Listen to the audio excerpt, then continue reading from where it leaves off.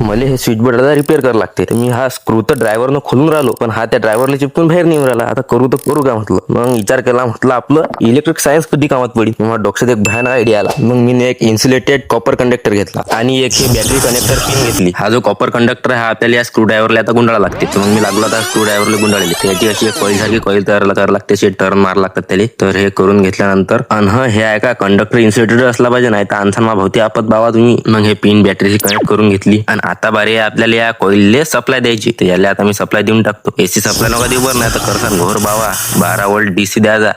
हे 12 वोल्टची बॅटरी असते पंपात, मला तर माहिती अशी नाही करी सांगायचं काम नाही. मग काय मी सप्लाय द्यायला आले, काम आता ओके झालं आपलं. आता पाहतो मी टेस्ट करून की हे ट्रिक खरं मध्ये काम करते काय. तर आता मी त्याला स्क्रू चिपकून पाहतो, तर स्क्रू खरं चिपकायला लागले मित्रांनो. तर हा सक्सेस झाला एक्सपेरिमेंट. तर हा कामाचा व्हिडिओ आहे मित्रांनो. तर लाईक करून टाका, फॉलो करून घ्या चॅनलला. असेच व्हिडिओ येत जातील आपल्या चॅनलवर. आता आपल्या अकाउंटवर. ओम्या ये ट्रिक तो खतरनाक निघली.